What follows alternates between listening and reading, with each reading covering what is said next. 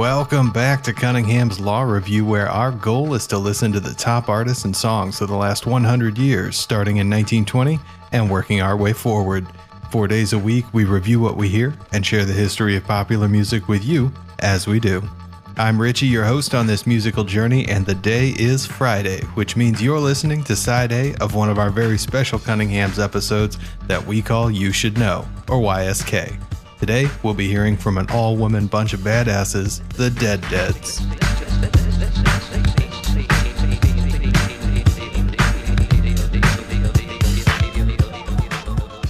So, today's going to be a little different than our regular listening series because it's Friday, and on Fridays, we take a step back from our chronological journey to recenter ourselves and take a break. In today's episode, which is the second in a special series which we call You Should Know, or YSK, we'll be listening to an artist or album that deserves to be recognized, but for whatever reason never took off. If you have a suggestion for a future YSK, we'd love to hear it, because if you should know, we should too. If you're not from the Nashville area, it's entirely possible that you've never heard of the Dead Deads, but they've toured with Bush, Chevelle, Skid Row, Hed PE, POD, OTEP, Stone Sour, and many, many more. Their live show is simply incredible, and it's packed with non-stop energy, powerful performances, and the kind of crowds that make you want to be a part of the whole of what's going on.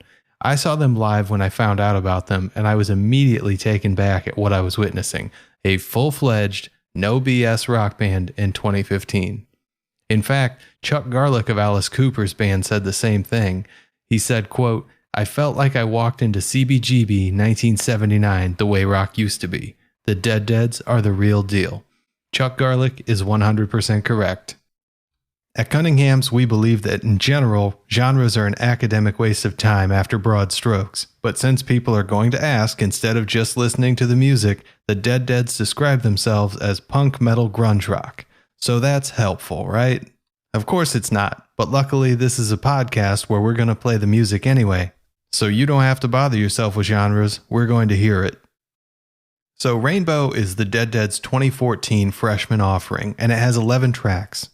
In our review of I.O. Echo's Ministry of Love, we looked deep into the lyrics and even the textures to find meaning hidden in between lines of dense imagery.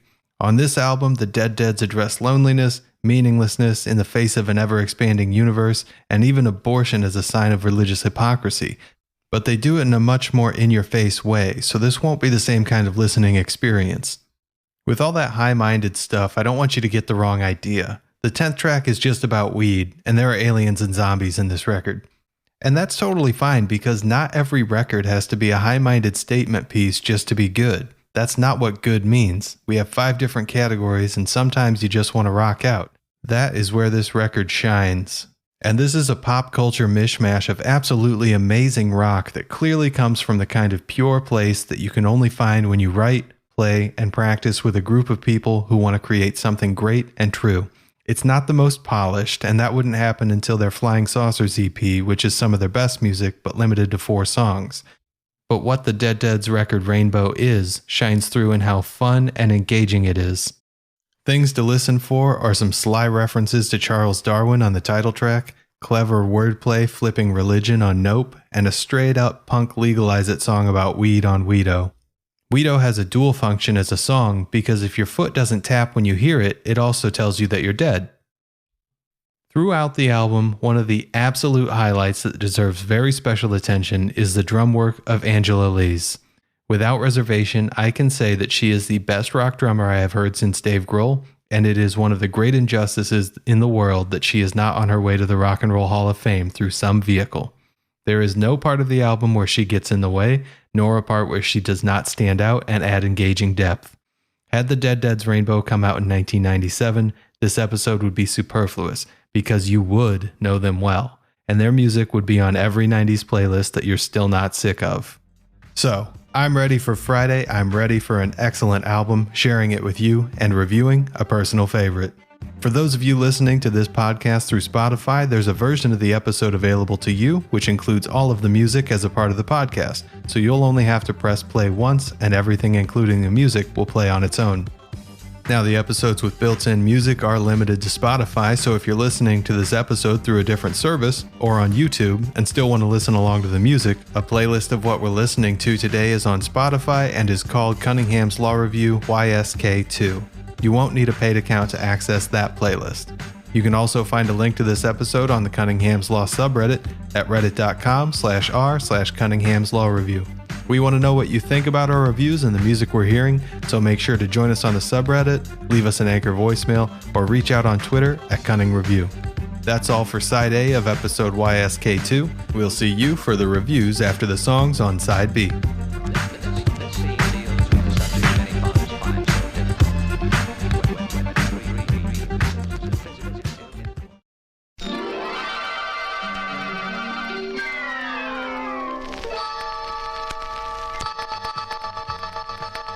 Welcome back to Cunningham's Law Review YSK2. You're now listening to the B side of this podcast where we review each of the songs in today's music and talk more about them individually.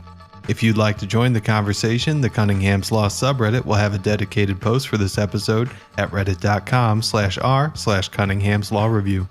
You can also leave us an Anchor voicemail or hit us up on Twitter at Cunning Review. I'm Richie, your host, and I hope you've enjoyed the music or at least heard something new. And since most people haven't heard of the Dead before today, you probably heard a lot of new things. As this is a full album review, we follow the same 25-point scale that we always use, judging each song on authenticity, innovation, catchiness, mastery, and artistic statement, but then we average the total category scores, add those numbers together, and round that to the nearest point. Why go through all of this? Because if an album has one great single, and the rest of the album is filler, that album is bad in total. But you would at least see the one standout song with a high individual score, in spite of the album's low review. It's a good balance that recognizes that some albums suck, but have great individual songs. While neither the song nor album should be judged completely independently, it is nice to have both scores as a reference. With all that, let's jump right into this punk metal grunge rock record and look at the songs on the Dead's Rainbeau. In The Lonely Sound, the Dead's introduce you to their sound with big fat drums and what Veruca Salt calls a wall of sound guitar. The lyrics in this one revolve around that joyous moment we all used to have pre-COVID when your social anxiety had you hating going out, but not as much as you hated staying in. The singer ends up going out, feeling like she's in hell, but realizing that hell turns out to be where she feels a little less lonely, so it's good enough to stick around a bit. In a major departure from the more poppy parts, the last part of the song devolves into a completely different tone where they scream the word dance, and that makes it seem like hell didn't work out as well as intended when you get to larger doses. That also rings true for those with social anxiety, and that leaves an authenticity and artistic statement score of 4 and 4. In the Dead's early albums like this one, there were 5 members, many of whom filled in on background vocals and who also added some great synth atmospherics to create a cool sound. You can hear all of that in most of the songs throughout the record, and it gives them a really cool feel, especially the synth. While the band is currently trimmed down to 3 members, including Meta Dead and Daisy Dead, who are also the only sustaining members of the original quintet, the sound is shifted into a purer version of drum, bass, guitar, and vocals. And it works out often with some really strong material, so I suggest you check out the Dead's post-original lineup stuff, which starts in earnest after their Flying Saucers EP. By that point, they'd already lost one member and soon would shed another, but it's some of their best work near to this original soundscape. Rounding out a score of 18 are a 3 in innovation, a 4 in catchiness, and a 3 in mastery, since most of the Dead songs are less challenging technically, minus the drumming, which is very complex. The song does receive a 4 in catchiness because while the Dead songs may not be the most complex, they are usually pretty catchy. Now you're going to hear me talk a lot about Billy Dead's drum work throughout this review, because honestly it's phenomenal. She does not cease on Rainbeau to add depth and interest to each song while consistently driving the music without overpowering it. It's a really impressive balance. In Pyre Rats, her drums and the synth create a foggy scene suggesting a ghost ship slowly moving through the fog, and we get our first taste of some of the Dead surreal visions of the world for an authentic expression and a tighter sound that bring a mastery and authenticity score of 4 each. This song is a hard-rocking expression of frustration in a relationship and not knowing where you stand. They ask, are we hot or cold? And then they say, you know what, screw it. I'm going to go sail different seas and fly the black flag of a pirate, and you can think about what you're missing. And that'll get you a 4 in artistic statement. While the Dead sound is well worn outside of the drum and synth, earning a 3, they pull off a catchy song again that gets a 4 for a total of 19 points out of 25. In the third track, Astronaut, the Deads get a lot more innovative with the synth sound, and they put it up front to match the space focus of the rest of the song with big decays and sweeping movements. Billy Dead again kills the drums in a major way, and it's obvious especially in the bridge to the chorus. The guitar here is also tight to support the faster and yet still ethereal feel of a cold spaceship. And there's a bit of transcendentalism in the lyrics which ask, how can I fault a pale blue dot? I'm just my thoughts. And she lets us know that all the stars you love are dead, but that's just the way things are, so it's not something to trip out about. We're all just human, and we should do our best to be the best humans we can be, because there's nothing else that we can be. Metadead's voice here is excellent in portraying the existential nihilism, and the whole song is just very cohesive.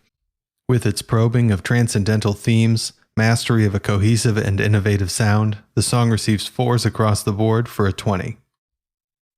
On the fourth track, I'm going to be honest with you, I'm not always going to get every song's lyrical content, and the content-wise here, the best I can do is that this is a catchy song about the organ that starts with a P, and putting our faith in machines when all else fails. So, use your imagination, and if you don't get it, go ask your mom. That's cool. Not every song is going to win a Pulitzer Prize, but I did have a little trouble following the content and the lyrics on this one. The song is certainly catchy, earning a 4 there in spite of the 3 in artistic statement, with a 4 in mastery for the tight play shifting through the different phrasing, and giving the band the benefit of the doubt that it really is about breaking off a piece and getting on with your life. The song receives a 4 in authenticity and a 3 in innovation for a total score of 18. In the next song, Nope, this is the very first song I remember hearing live when I saw the Deads, and I stopped drinking my beer as fast, looked up and said, well, that is something you don't see every day, a new rock band absolutely crushing it and using their voice to speak for something they believe in. The Deads here adopt a full macabre theme of death in what I understand is a protest against religious hypocrisy centered around the 2014 Tennessee ballot initiative, specifically denying the existence of a constitutional right to abortion in the state through a constitutional amendment. With that specific of a focus, you'd think that the song wouldn't age well, but the lyrics stand to this day as they address the issue by pointing out that God is everywhere, and yet probably over people who don't have compassion for others. Some things make you scream, and that's what happens here. With a 5 in authenticity and artistic statement, the song is aggressive, brash, and yet still catchy, receiving a 4 there. With the droning synth floor, the sound is undeniably innovative over standard rock and metal, and receives a 4 there to match the 4 in mastery. After a song like Nope, it's nice to have a palate cleanser on the album, and that's what you have here with Radio. It's a simple song about missing someone when they're gone, but being able to listen to their music to keep them somewhat close. This song is more simplistic and receives a 3 in mastery, innovation, and authenticity, with a 4 in artistic statement and catchiness for a total of 17.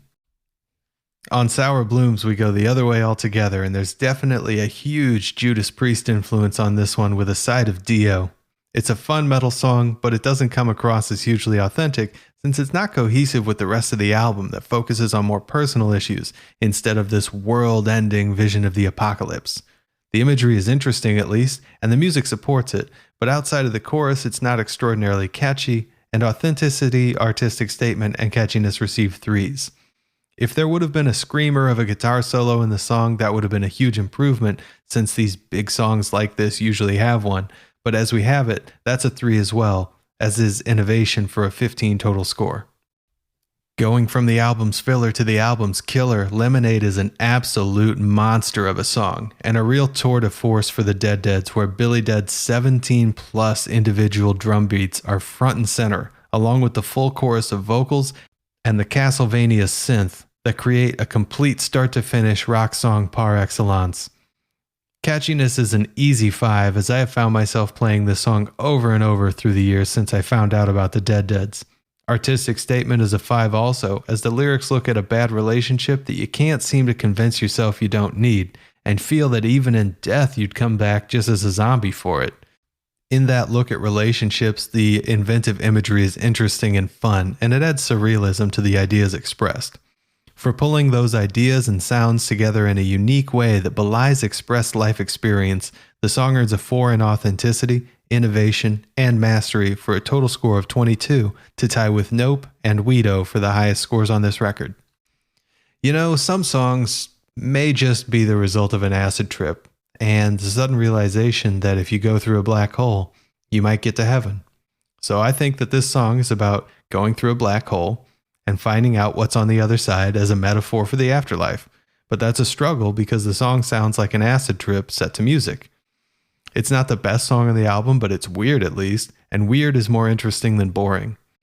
With 3s in all categories except authenticity, where it gets a 4, because I know for a fact there's a song about doing acid on the next album, this song receives a 16.